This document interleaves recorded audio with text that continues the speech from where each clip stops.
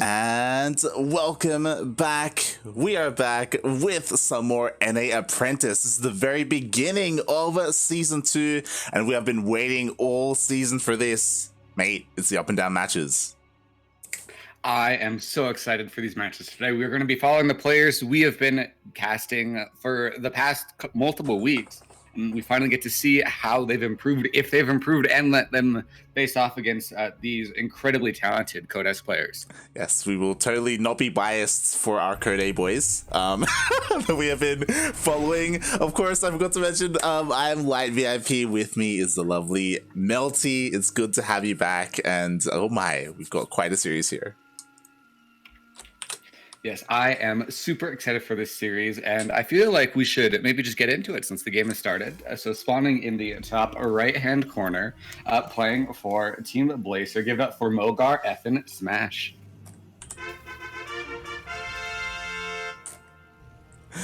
And spawning in the bottom left, we have the American Protoss player. He is blue, representing Team Genesis Gaming. It is PiLiPiLi.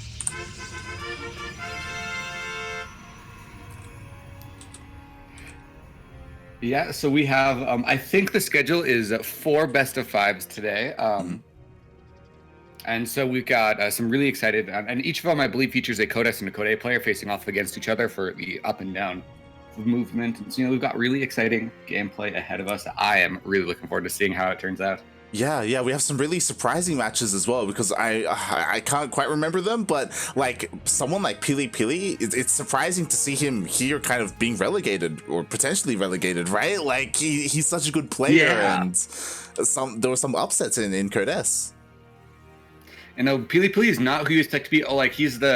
He's not someone that should be in the up and down matches, generally speaking. That just goes to show that the competitiveness of NA has gone up in recent years, and someone that is as big a name as PiLiPiLi has to work that much harder for his Code S spot.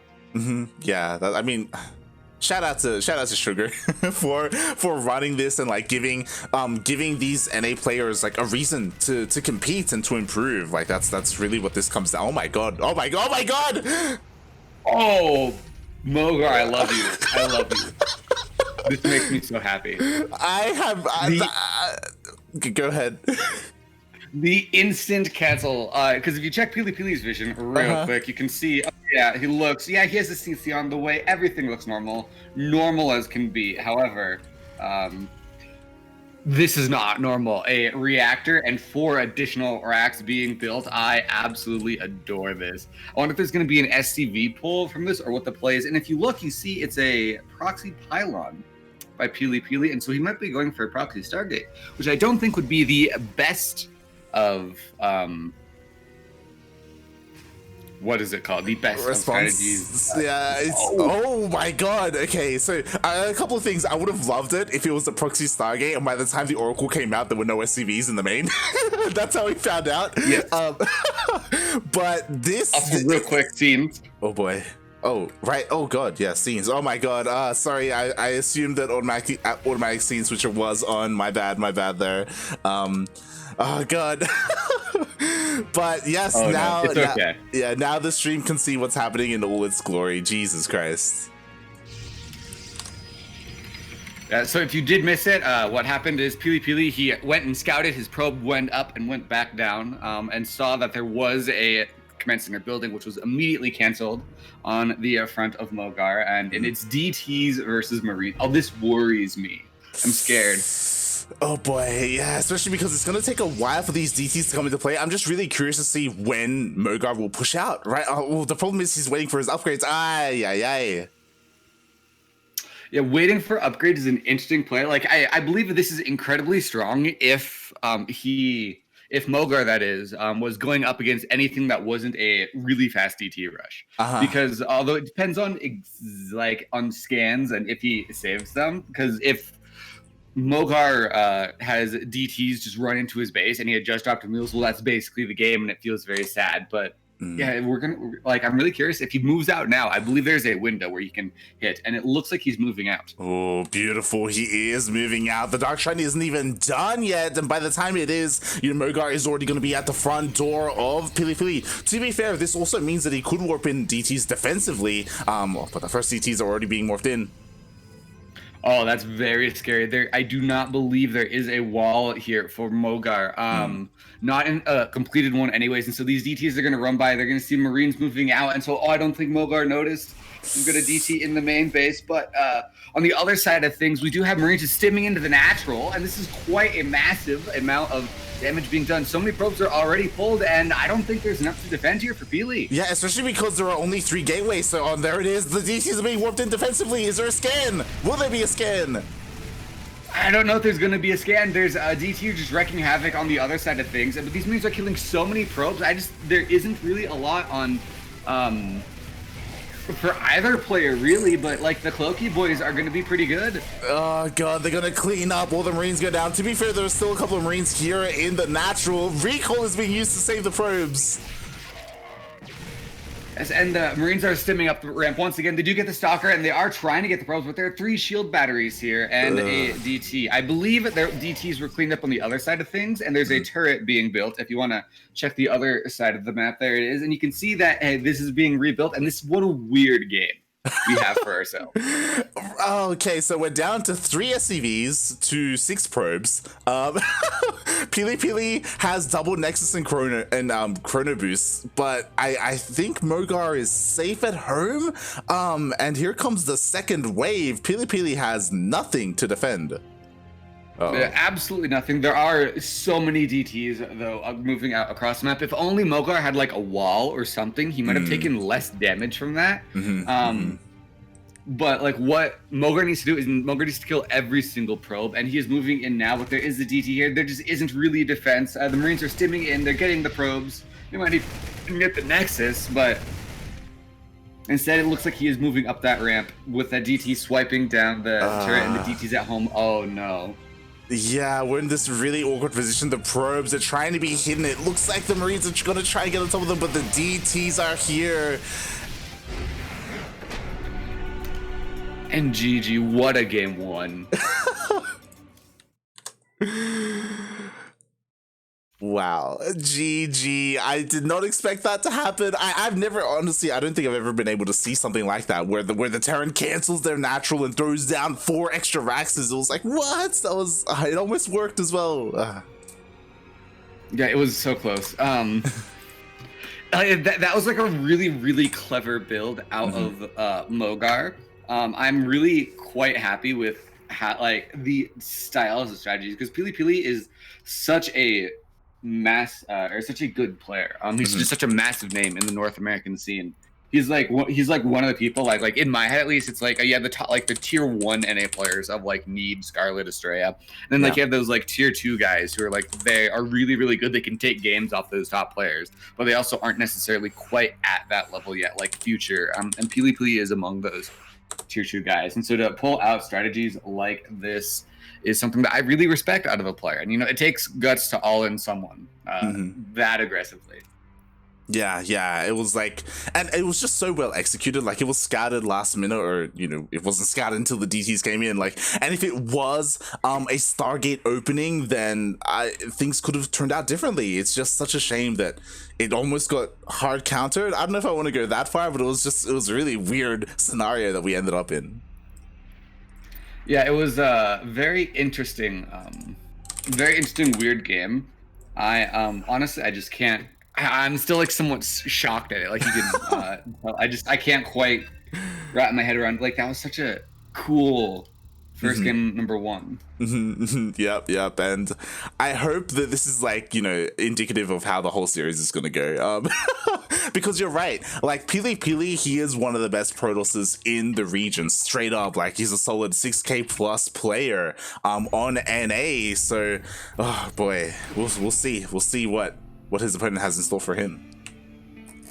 Exactly. However, we should get into game number 1, and spawning in the top left-hand corner for Genesis Gaming, it is the blue Protoss player, who is American. He is PiLiPiLi.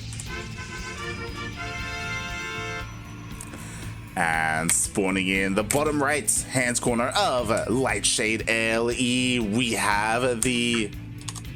I'd say the American. We have the Canadian Terran player. He is blue. He is representing Team Blazer? Question mark. It is MogarFNSMASH.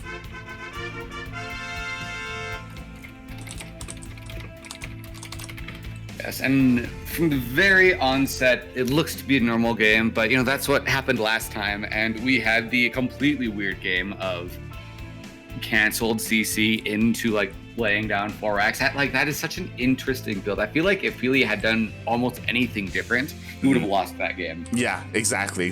Like, we saw how much damage that push did, right? PiLiPiLi had no idea that it was coming. But the problem is that, like, after such a crazy game 1, I imagine PiLiPiLi is going to play ultra safe the rest of the series. Agreed. I believe he's going to go. Yeah, I agree with you completely. I think he's going to go like an early adept, try and get that constant adept scouting, like go for, like maybe even go for something like a Stargate just for like defensively speaking, so he can get that really early scout off.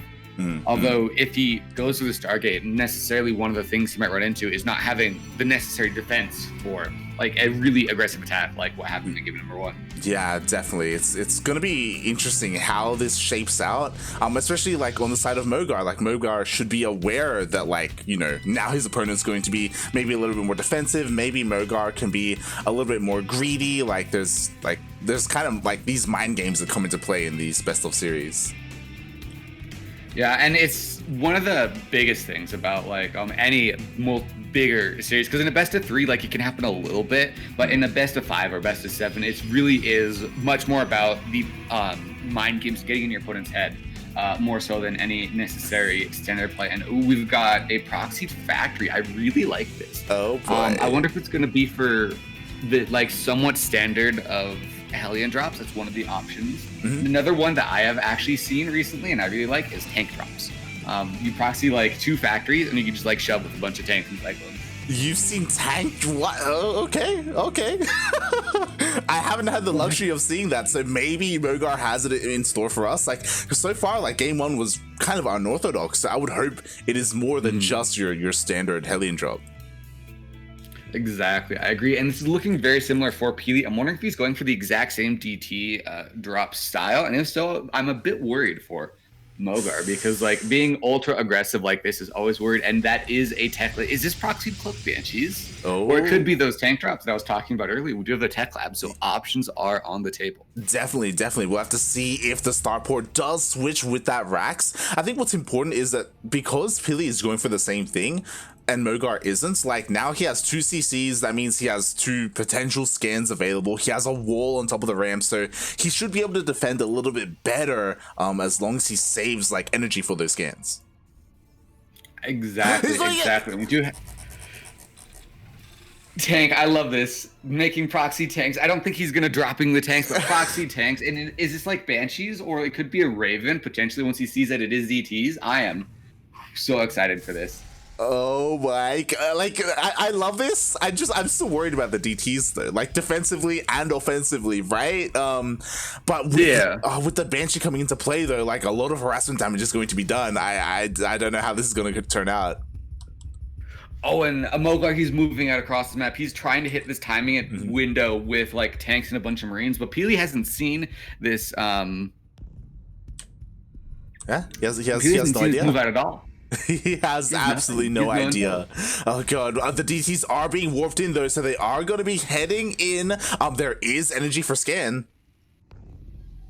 There is at least 1 scan, so that's nice. But this massive push will be coming in, and I do not think Pili is ready for it. He has the DTs moving in, which is nice, but unfortunately, there's just so much pressure here on the other side of things that instant the super batteries coming in, and the DT needs to be warped. in defensively, so it's gonna be focusing down the tanks, which is, it's quite a lot of damage. We just get the DT, but on the other side of things, that means doesn't have a scan at home. Exactly. Thankfully, though, the scan was used across the map. There is a second DT, though, and how many scans does Mogar really have? He has one more in the main. And he uses it on the other side of the map, and this Raven is gonna have to be incredibly valuable. He needs to keep this Raven alive.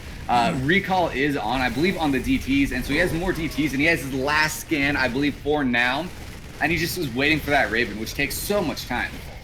Yeah, exactly. Oh my god, it would have been such a big brain play if we went for Raven first instead of Banshee, right? Like, that would have changed everything. Regardless, scan does get used, DT gets taken out, but there are 2 more DTs hidden in the main. But the Raven's out. Yes, however, that Raven, the Raven's out. The Raven's here. We got a tank siege. It's gonna get deep down by the DTs, and so all the tanks are dead. However, we've got a Banshee, Raven, and a whole bunch of Marines. So I don't know if there's quite enough here to hold. This is gonna be a really tight hold. The Marines are stepping back. Oh my god, but there are just so many workers, and the workers are actually getting some rounds on the Marines. And GG gets called. Game 2 also going to PiLiPiLi. That's I love what Mogar is doing. I really do. But man, that's just unfortunate. Not quite going his way. If he had gone for the Raven, he would have had the galaxiest of brains. Yeah, he would have just hard shut down PiLiPiLi. Oh god, he had the tech required as well. The starport with the tech lab. It was all there. Oh my god. Regardless, that was pretty close. Yeah, what an exciting set of first games. I really hope Mogar can pull something together for game number 3. I believe I'm not actually sure what the next map is, because I was a bit late getting into actually it's right here, I forgot. It's Pillars of Gold. And so on Pillars of Gold there are some interesting positions for that you can do lots of cool proxies, and so there are a good number of options. However, one thing that is always an option, and is the cheesiest thing a cheesy player can do, is play a macro game. Exactly. Oh boy. But the problem is, PiLi's just been going DTs every game. I wouldn't be surprised if he just does it again in game 3. Yeah. No, honestly, I would love to see the same game from game number 2, but make a Raven instead of a Banshee. We're gonna Raven. That's what we need here. What a set of games. I am excited to see what these players have in store for us. I'm just this is such an interesting TVP, because this is nowhere near stock standard that you might see 2 random European Showtime play a Hero Marine or something in some random EPT Cup. This is this is such an NA way of playing. Yeah, I was about to say the same thing. This is pure NA StarCraft right here before your eyes, and I hope they don't disappoint. We've had crazy game 1 and game 2, but this is potentially the final game of the series. Yes, potentially that final game, and on his last life, having to win the next 3 in a row to make it into Code S, which would be a huge result for him. Give it up for the teal Canadian player representing Blazer. It is MogarFNSMASH. And spawning in the bottom left hand corner of Pillars of Gold LE, we have the red Protoss player, the American Protoss, representing Genesis Gaming. It is PiLiPiLi.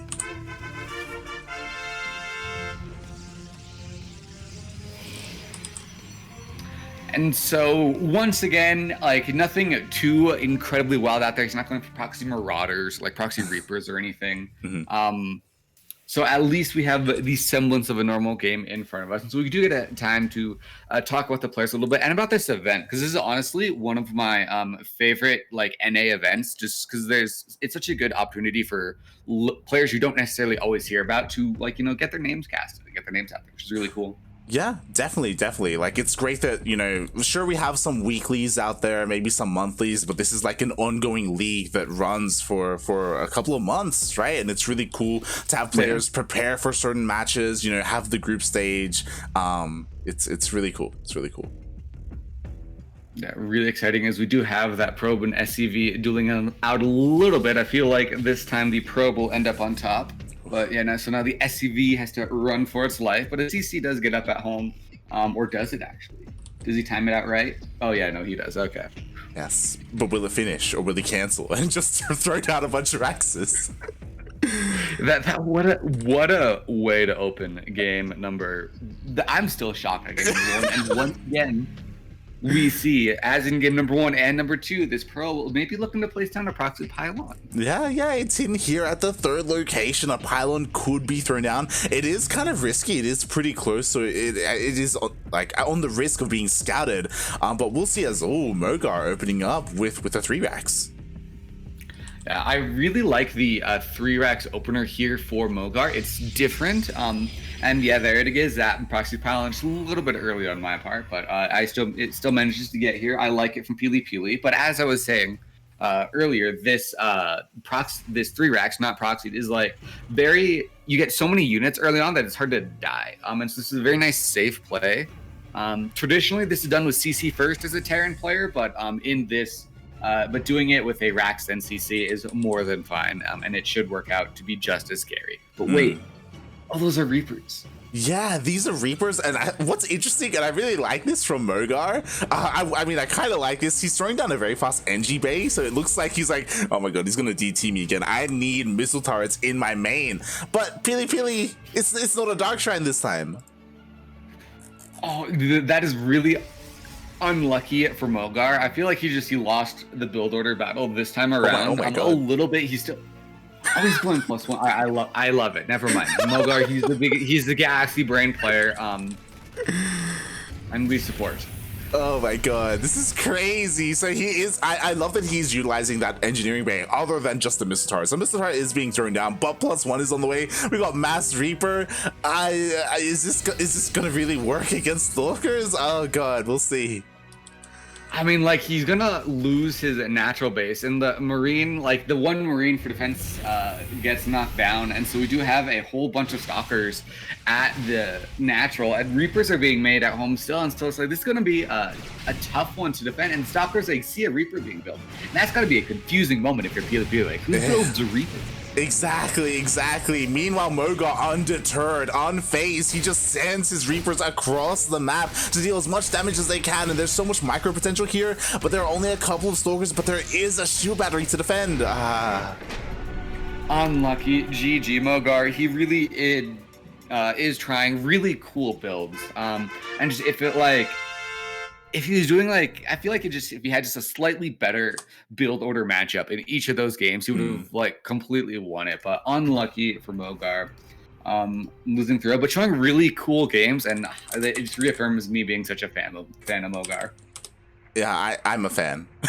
How could you after that series, how could you not be a fan? It's just such a shame. It did feel like kind of like coin flippy in the end, where like both players they didn't scout their opponent, they just went for these builds, and each time PiLiPiLi just came out ahead there. He just had luck on his side, and just like that, he 3-0s his opponent, and he's able to keep his place in Codes.